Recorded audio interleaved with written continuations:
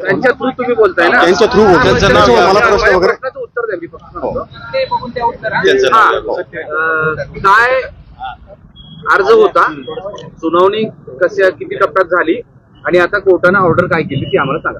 काल ऍडव्होकेट नितीन गवारे साहेब यांनी या प्रकरणामध्ये जो तक्रारदार आहे शिवराज देशमुख याच्या वतीने युक्तिवाद केलेला होता.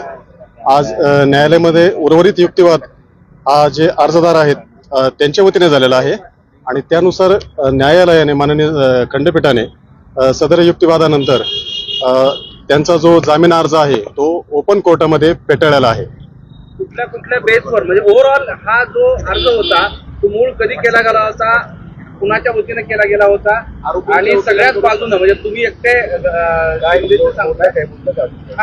हा जो अर्ज आहे हा मुळात जो एक तक्रारदार आहे शिवराज देशमुख सरकारनं आहेत ते न्यायालयाच्या निकालपत्रामध्ये पुढे येतीलच.